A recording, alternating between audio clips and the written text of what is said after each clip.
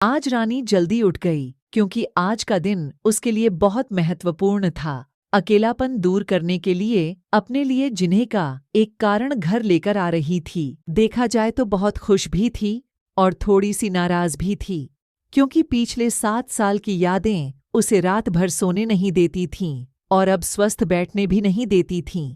चाय का कप लेकर वह गैलरी में आकर बैठी और गुजरा हुआ कल उसके आंखों के सामने आने लगा। बेटा, तुम्हें ऐसे नहीं जाना चाहिए था। शादी होने के बाद उसे अंत तक निभाना आना चाहिए। ऐसा ही समझो कि तुम्हारा नसीब ही खराब है। कोई क्या करेगा। अगर माँ बन सकती तो बात ही अलग होती। मैं माँ नहीं बन सकती, इसमें मेरी क्या गलती है? ये सब मेरे हाथों में है। क्या माँ नहीं बन सकती मतलब मैं इंसान नहीं हूँ क्या? मेरी कोई फीलिंग्स नहीं है क्या? मिनट मिनट में मेरा अपमान करने वाले, मेरा जीना मुश्किल करने वाले लोगों के साथ मैं जिंदगी कैसे बताऊं? वह जो कहेंगे वह सुनना। रानी और माँ की यह सब बातें चालू थीं, तब पापा आए। ये देखो बेटा, मैं तो एक कपड़े की दुकान पर काम करता था। अभी उम्र हो गई है तो कोई काम भी नहीं देता है। और तुम्हारा भाई हर्षल तो परदेश में अपने गृहस्थी में मग्न हो गया है। तुम कहती हो तो मैं तुम्हारे ससुराल वालों से बोलता हूँ, पर तुम अपने ससुराल वापस चली जाओ, ऐसा मुझे लगता है। नहीं पापा, कुछ भी हो जाए मैं उस घर में वापस नहीं जाऊंगी। वहां पर मुझे घुटन सी होती है। वहां मिलने वाला अपमान, बेइज्जती से मैं थक चुकी हूँ। शादी के पहले मैं मेरे पैरों पर खड़ा रहना चाहती थी, पर मेरा ग्रेजुएशन होते ही आपने मेरी शादी करवा दी। तभी मैंने आपके दबाव में आकर शादी की, पर अभी जब मुझे आपके सहारे की जरूरत है तो आप पीछे हट रहे हो। शादी के बाद लड़की ससुराल में ही शोभा बढ़ाती है। मायके में 4 दिन ही रहना अच्छा लगता है रानी। लोग क्या बोलेंगे? शादी मतलब कोई खेल नहीं है बेटा। पापा गुस्से में ही बोल रहे थे। उस घर वापस जाना अब मुमकिन नहीं है पापा। मैं आने के पहले से ही डिवोर्स पेपर पर सिग्नेचर करके आई थी, क्योंकि उन लोगों को सिर्फ मुझसे बच्चा चाहिए था जो मैं उन्हें नहीं दे सकती। अरे इतना बड़ा निर्णय लेने से पहले हमें एक बार पूछना तो चाहिए था ना। जन्मदाता है हम तुम्हारे। पापा शादी होने के बाद मैं आपको बताती थी और माँ को भी कि कैसे छल होता है मेरे साथ वहां पर। 2 साल में कभी मुझे मेरे मन मुताबिक रहने नहीं दिया। जब मेरी रिपोर्ट आई और समझा कि मैं कभी माँ नहीं बन सकती, तो वैसे ही इन लोगों ने मुझे अपने असली रंग चालू कर दिया। कैसे रहूंगी मैं ऐसे वातावरण में? और इस सब से भागकर अपनी जिंदगी खत्म करने वालों में से मैं नहीं थी। यह देखो बेटा, हर्षल ने दिए हुए पैसे से ही मेरा और तुम्हारे माँ का जैसे तैसे खर्चा चलता है। उसमें तुम्हारा खर्चा उठाना थोड़ा सा कठिन होगा। डिवोर्स पेपर पर सही करने से पहले इन सब का विचार मैंने किया था।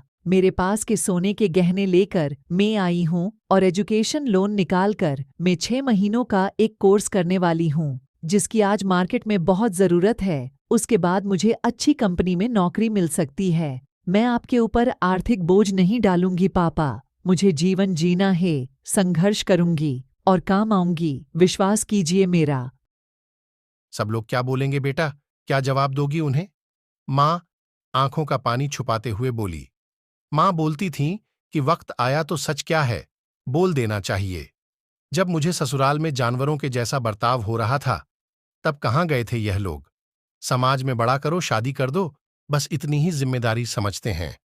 बेटियों को बढ़ा करके योग्य पढ़ाई देकर खुद के पैरों पर खड़ा करना यह माता पिता की ही जिम्मेदारी होती है, ताकि आगे जाकर कभी खराब हालत हो तो उसे इस्तेमाल कर सके।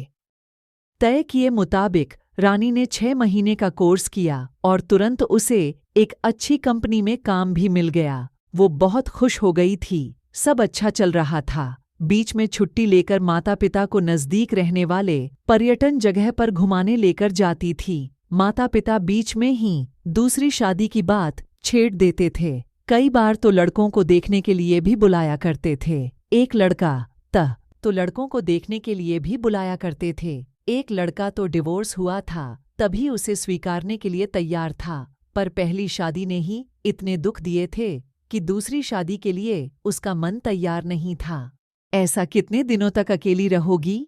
जब तक हम दोनों हैं तब तक ठीक है, पर हमारे जाने के बाद तुम्हारा क्या होगा, सोचा क्या कभी? उम्र भी कितनी छोटी है तुम्हारी अभी। ऐसा उसके पापा उसे समझा रहे थे। माँ पापा, आप दोनों मेरी शादी का विचार करना बंद कर दीजिए। आप दोनों को खुश देखकर मैं खुश होती हूँ। मेरे दोस्त, सहेलियाँ, हे ना मेरे साथ। क्यों करनी है दूसरी शादी भला? इतना आसान नहीं है बेटा। एक उम्र के बाद अकेलापन खाने के लिए दौड़ता है। माँ बोली। सच हुआ उनका ऐसा बोलना। आगे 2 साल में पहले माँ और 6 महीने में ही पापा का निधन हो गया। रानी अब अकेली हो गई। हर्षल भाई और उसकी पत्नी आए और साथ में चलो बोलकर औपचारिकता की, पर मुझे उनके साथ जाकर वापस बोझ नहीं बनना था। मदद के वक्त मेरे साथ खड़े रहो इतना बोलकर मैंने उनको जवाब दिया, ऑफिस का काम और बहुत सारे दोस्त, सभी लोग की।